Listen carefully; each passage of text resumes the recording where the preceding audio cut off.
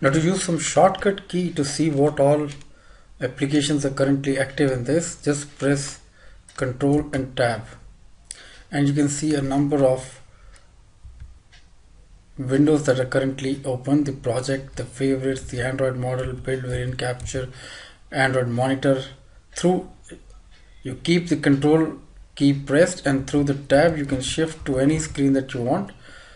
Let's say go to Android monitor and there you have this.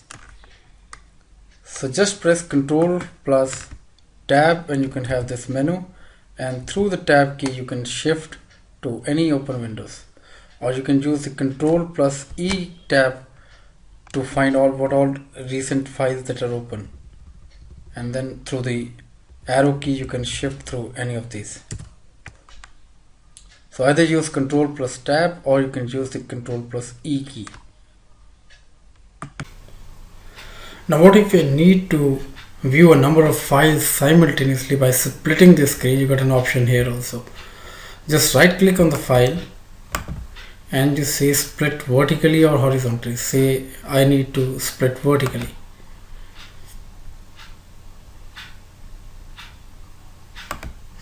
So what I can do is have a different file here and a different file here. So I can view the layout as well as I'm looking at the activity file. So both I can view side by side in case I need what is the ID of component here, because I need the IDs here. So I can just view both of them side by side by splitting the screen, and in case I need to go back, I can simply say unsplit. Say split and you get a split screen, and you don't need this, simply say unsplit.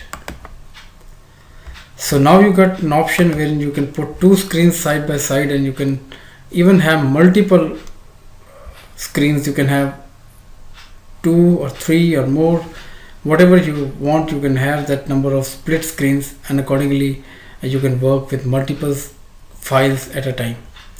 So another option on your Android Studio you can make use of